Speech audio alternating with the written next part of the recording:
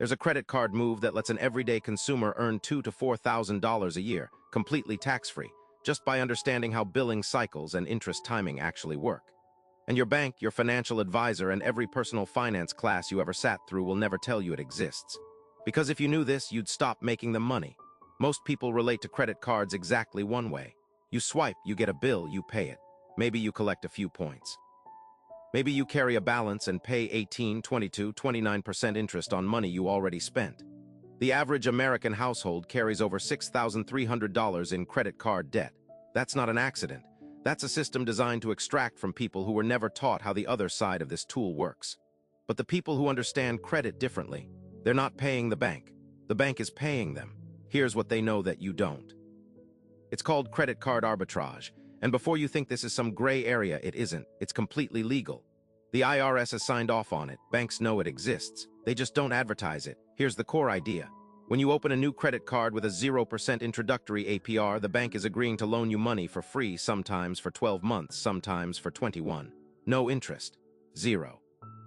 Meanwhile, high-yield savings accounts are paying between 4 and 5% annually right now. That's real money sitting in an FDIC-insured account, completely liquid, earning every single day. Arbitrage just means exploiting the gap between two rates. In this case, the gap is the distance between 0 and 4.5%. And that gap is worth thousands of dollars a year. Here's exactly how this works. You apply for a credit card with a 0% introductory APR. Some of the best offers run 15 to 21 months. You move all your normal, everyday spending onto that card. Groceries, utilities, gas, everything you were already going to spend. But here's what changes. Instead of paying that money out immediately, you park it. Every dollar you would have paid directly, you send to a high-yield savings account instead. A Marcus, a SoFi, an Ally, anyone paying 4+%. That money sits there, compounding, while the credit card balance runs at zero interest. Say your household spends $4,000 a month. That's $48,000 over 12 months. Parked in a 4.5% HYSA for the life of that intro period, you're looking at over $2,000 in interest income, just for redirecting money you were already spending. And this isn't even the best part. You pay the full balance at the end of the intro period. The card charges you nothing. The HYSA keeps everything it earned. The bank made zero on you. You pocketed $2,000 classified by the IRS as a rebate, not income. Tax-free, but here's where it gets interesting. High-income earners and small business owners have been running versions of this for decades. Some scale it further, using balance transfer offers to park $50,000, $80,000, $100,000 into yield-bearing instruments for the full 0% window. The mechanics are identical. The scale is just different. Your bank doesn't teach you this because your ignorance is their product. They need you carrying a balance at 22%.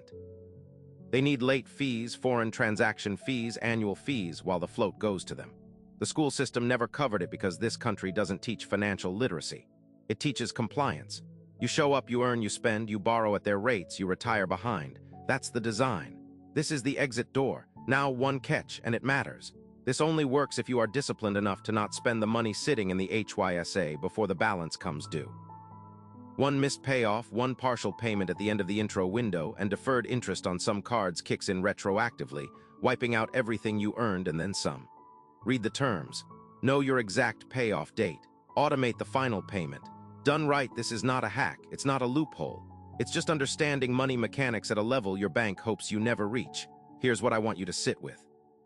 This strategy works because banks built credit cards around one assumption, that you don't understand the float, that you'll spend the money, that you'll be late, that you'll carry a balance. The moment you understand the mechanics, the power flips.